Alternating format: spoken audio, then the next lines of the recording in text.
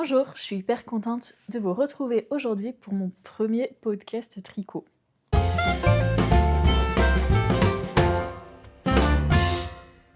Alors déjà, j'avoue, je vais tricher un petit peu. Il y a quelques projets que j'ai terminés en décembre. Mais bon, comme c'est mon premier podcast, je me permets d'étirer un petit peu le temps, quoi. Ça n'a aucun sens, mais vous avez compris. Du coup, dans ce premier podcast pour janvier, je vais commencer par vous parler des projets que j'ai terminés dernièrement, de mes projets en cours, de mes projets à venir et des quelques petits achats laineux que j'ai pu faire ce mois de janvier. Alors mon premier projet terminé, que j'ai terminé en décembre pour le coup, c'est ma Sophie Shawl en mérino couleur malachite de la bien-aimée. Je pense que je l'avais déjà montré quand j'ai parlé de mes projets en cours, puisque je l'avais commencé début octobre. Hop, elle est donc comme ceci. Bon, après, c'est un modèle globalement que, que tout le monde connaît. Mais voilà, j'en suis contente. Je trouve que le vert est cool. En vrai, quand donc je l'avais commencé en octobre, je le laissais un peu de côté et tout. Et en décembre, je me suis dit, bon, il est temps de le terminer. Et quand on s'y met, c'est hyper rapide. Ça reste. C'est pas compliqué. C'est sûr que devant la télé, ça passe tout seul. Et au moins, je suis contente maintenant de l'avoir. Deuxième projet terminé aussi en décembre, que je peux pas vous montrer, je l'ai pas là parce que Cédric est parti en week-end avec. Donc c'est la capuche balaclava au balaclava justement de Aïe Hamada, je crois, que j'ai un peu modifié. En fait, j'ai fait le col beaucoup plus long pour que Cédric puisse donc le retourner et le mettre devant son nez. J'essaierai quand même de vous mettre une photo vu que je l'ai pas et que je l'ai même pas prise en photo encore. Et elle est un peu grande, mais franchement ça va, c'est bien chaud parce que je l'avais fait avec les restes de Fivel de Romagarn que... Je suis désolée si vous entendez des bruits bizarres, c'est mon chien qui se lèche les pattes. Orcan. Cette capuche, ouais, je l'avais réalisée en Fivel de Romagarn. C'est des restes de laine que j'avais du zipper sweater que j'avais tricoté pour le père de Cédric. Le troisième projet terminé, que je n'ai pas non plus, mais pour le coup j'ai déjà des photos, donc je vous les mettrai par ici, c'est le Alku Hat de Ronia Akalito. C'est un des premiers projets que j'avais dans mon Make 9, donc déjà j'en ai un de fait, c'est cool. Le bonnet, je l'ai castonne le 31 décembre pour le réveillon, c'était cool. Et je l'ai réalisé avec de la laine terroir laine couleur tourbe et que j'ai doublé le fil. À la base, ce bonnet était pour moi et en fait, j'ai une grosse tête, j'ai j'ai beaucoup de cheveux, bon, bref.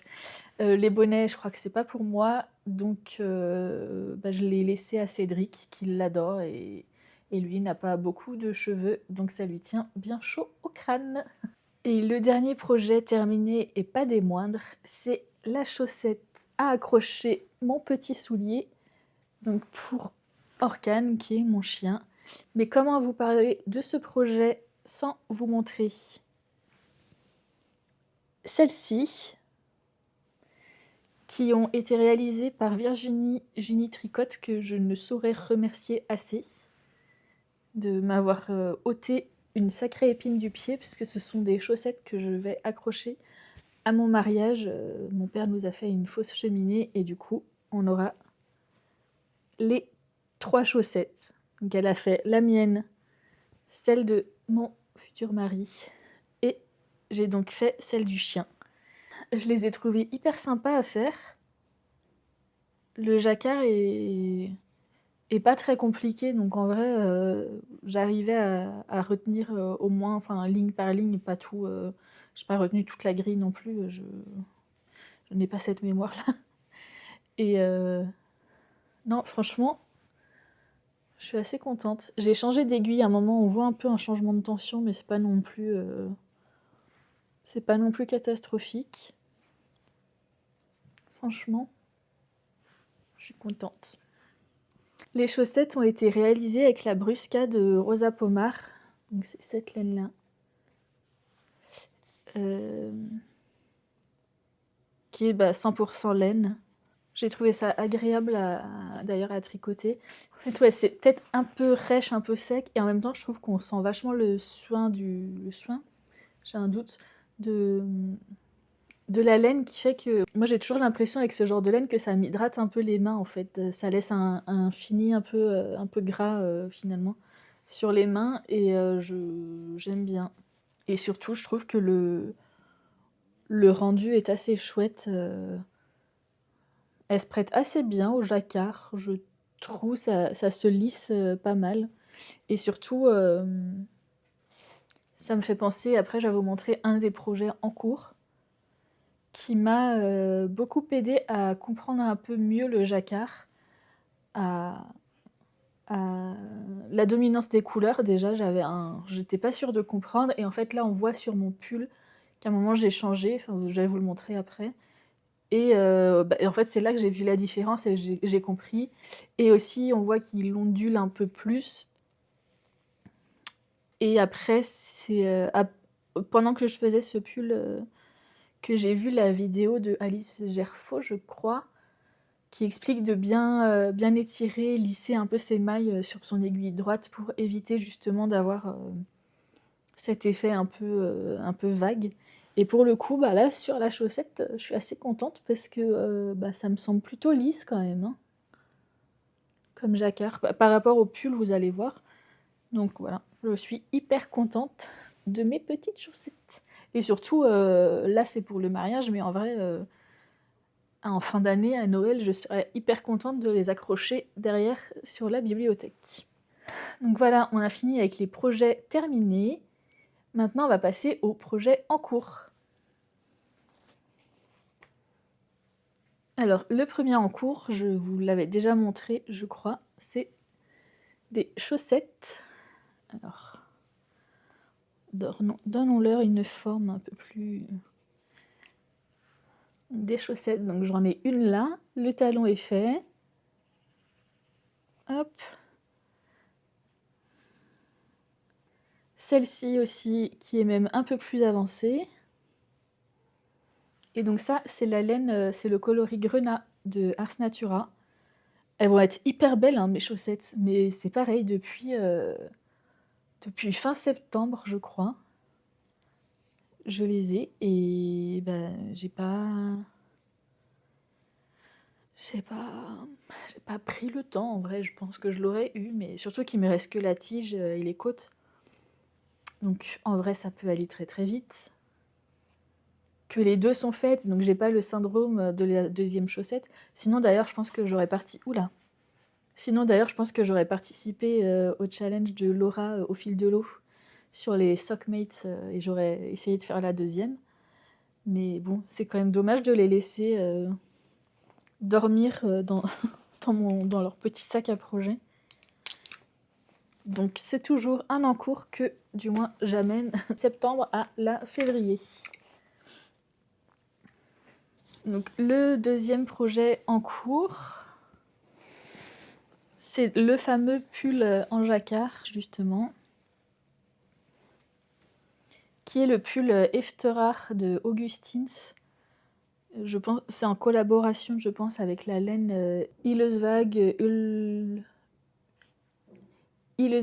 Ulva Refabrique. Donc c'est cette laine-là, pardon, utilisée. Et je pense que oui, c'est une collaboration entre l'usine et Augustins. Et donc le pull en question, le voilà. Je ne sais pas si vous voyez bien. Et donc, comme je vous le disais, on peut voir un peu plus, quoique ça se voit pas tant en vidéo peut-être, que ça ondule un petit peu plus quand même que la chaussette. On voit, je trouve, le moment où j'ai changé de... là, je vais y arriver, hein, mais là, comme ça, on voit pas mal que ça ondule. Et on voit aussi le moment où j'ai échangé les couleurs de côté. Et Cédric me disait: «Ah mais moi je pensais que tu faisais un dégradé». Et alors pas du tout, pas du tout, c'est juste que j'ai changé la façon dont je tenais mes fils et ça se voit pas mal. Mais toujours est-il que le corps, j'ai pas assez de recul, hein, est terminé, cette manche est bien avancée et il faudra donc faire l'autre manche, mais même s'il est loin d'être parfait, que là ça ondule, je me dis que le blocage pourrait quand même aider pas mal. Et surtout, c'est mon premier vrai gros pull en jacquard. Donc je suis hyper contente. Dans tous les cas, je le trouverai hyper beau. Voilà pour ce petit pull-là. Et surtout, il a même s'il n'est pas parfait, il aura toujours une valeur particulière dans mon cœur parce que c'est de la laine que j'ai achetée en Norvège, le modèle est norvégien. Et je l'ai acheté pendant le séjour où j'ai demandé à Cédric de m'épouser. Voilà, donc il aura toujours une place très importante dans mon cœur, parce que c'est un beau souvenir, je trouve. Et il est également dans un sac. Ah, il y a des poils de chien. Bon. Dans un sac à projet acheté là-bas, avec des petits pins, pareil, qui... J'ai des ongles, désolée. Avec des petits pins, et donc les poils, qui rappellent aussi la Norvège. Voilà. J'adore ce pull. Le dernier projet que j'ai en cours, et pas des moindres, puisque pour faire le lien avec le voyage où j'ai demandé à Cédric de m'épouser, là, on est sur le gilet pour mon mariage, avec le George Sweater de Colibri by Johanna. Donc hop, pour l'instant j'en suis là. L'arrière est terminé. Je vous mettrai des photos parce que là on voit rien. Et en fait, bon, alors les fils sont pas du tout rentrés. Le dos, donc là, il est tout décolleté. Et en fait, il y a 2 grandes bandes. Pourquoi tu grognes, toi? Du coup, à l'arrière, il y a 2 grandes bandes pour faire un gros nœud derrière. Et tout le tour, le col, la bande arrière et cette bande-là, il y a un high-cord à faire tout le tour. C'était un peu long. Mais là, il est prêt. Il me reste juste à terminer les manches. Donc ça, je suis contente. Et donc pour ce gilet, j'utilise la Kid Silk de Drops. C'est le coloris 70, je crois qu'il s'appelle Bordeaux. Je l'ai pris sur Calidou. Mélangé avec la Stellaris de crème queue. Est-ce que ça fait un petit focus? Parce que je voulais rajouter un peu de brillant quand même, vu que le mariage est sur le thème de Noël. Et parce que le fil brillant, c'est quand même pas ultra pratique. Du coup, je l'ai mis sur mon petit dérouleur. Comme ça rentre parfaitement. Ça me paraît beaucoup plus pratique. Et donc, je parlais de la Kid Silk de Drops. Ça me permet de faire le lien avec les projets à venir, puisque je compte utiliser les restes de Kid Silk pour faire le George Bow pour mon chien, pour qu'il soit assorti à mon gilet pour le mariage. En fait, c'est un bundle spécial mariage que j'ai acheté donc à Colibri by Johanna, dans lequel il y avait le George Sweater, le nœud et d'autres gilets, il me semble. Mais donc, ça me paraît cool de faire le nœud avec le Stellaris aussi, pour que mon chien ait un petit nœud autour du cou et qu'il soit assorti à moi. Et donc, dans les autres projets en cours, il y a mon projet pour le Cal olympique d'Éléonore, fille de nuages. Alors, j'hésite entre deux. Et donc, à la base, j'ai pris la Fiesta de Drops, dans ce coloris un peu rouge-rose framboise, voilà, pour faire le Coffee Run de Kutovakika. Mais finalement, j'hésite puisque j'ai aussi commandé un kit pour faire le Lakes Pullover de Ozeta. Donc, si je le reçois à temps, je sais pas, je ferai un pouf pouf, ou je sais pas quoi, pour choisir lequel faire, sachant que là, mon challenge à moi, c'est pas des pulls compliqués à faire, c'est juste de réussir à faire un pull dans le temps imparti, alors qu'il y a mon mariage en plein milieu de la durée du cal. Donc, dans tous les cas, ça sera ces 3 projets que je vais faire prochainement: le nœud, le Coffee Run de Kutovakika et le Lex Pullover de Ozeta. Et la dernière catégorie, donc c'est un peu mes achats laineux de janvier. Alors, il y en a beaucoup ce mois-ci, c'est vraiment pas tout le temps comme ça, c'est même jamais comme ça. Mais je sais pas, là j'ai un peu craqué en ce début d'année, mais la plupart, enfin les plus grosses quantités sont quand même pour des projets définis, c'est pas juste des petits craquages aléatoires. Donc déjà, il y a donc la Fiesta, comme je vous ai montré avant, pour le Coffee Run de Kutovakika. Et la deuxième quantité, donc pull, c'est la Rinconada de Wool Dreamers. C'est le kit pour le Lex Pullover de Ozeta, que j'ai pris en coloris granito. Alors pour le reste des achats laineux, ça va être que du Ars Natura. Je suis allée à sa porte ouverte tout début d'année. Là, j'ai un peu dépensé l'argent de Noël. Donc je me suis fait plaisir. J'ai d'abord pris cet écheveau. C'est donc la Bling Or, donc fingering 400 mètres pour 100 grammes, couleur santal. Je trouve ça trop beau. Je pense que je ferai un bonnet avec, quelque chose comme ça. Et il lui restait des box de Noël. Et donc, j'ai craqué. Bon, là, elle est ouverte, mais en même temps, j'ai rien rangé. Donc, j'en profite pour vous montrer. Je montre la laine en dernier, hein, faut pas exagérer. Déjà, il y avait des petits biscuits. Il en reste un, l'autre a été mangé. Un sachet de thé que je vais me faire après pendant le montage de cette vidéo. Donc, il y avait également des petites billes de sucre ainsi que hop, des emporte-pièces, un petit sapin, un petit biscuit et un flocon. Voilà. Ça, c'est trop bien. Clairement, pardon pour le bruit. Et tout était donc hyper bien emballé dans des petits sachets là avec une petite étiquette. Hop, très jolie. Et ça, donc ça va aller de côté pour décembre prochain. Je ferai des petits biscuits.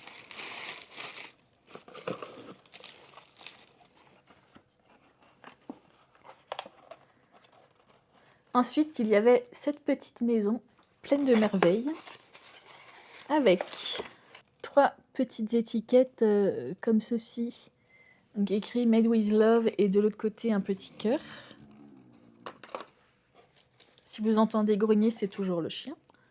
2 petites perles en bout d'aiguille avec des petits lutins, un petit peu là comme ça. Un marqueur petite boule comme ça avec des... comme si c'était des petits bonbons à l'intérieur. Et un petit macaron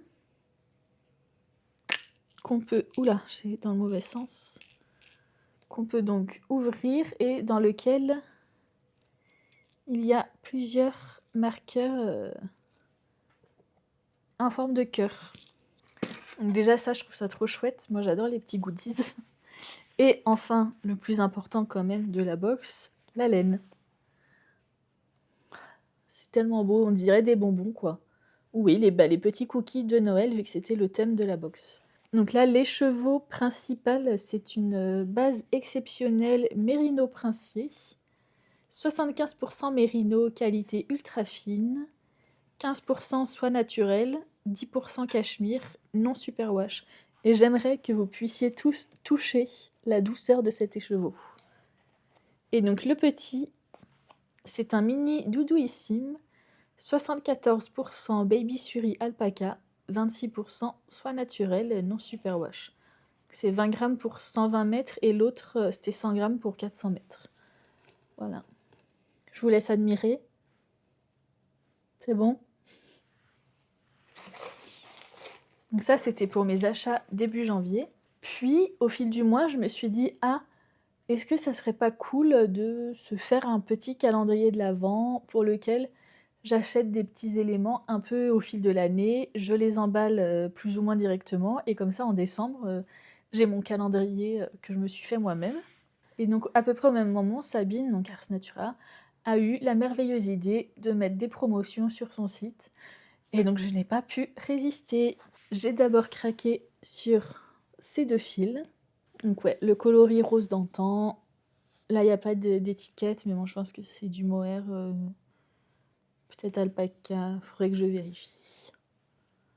Trop beau. Et donc ça, surtout, il faudrait vraiment que je les emballe, pour les oublier un peu et les redécouvrir en décembre.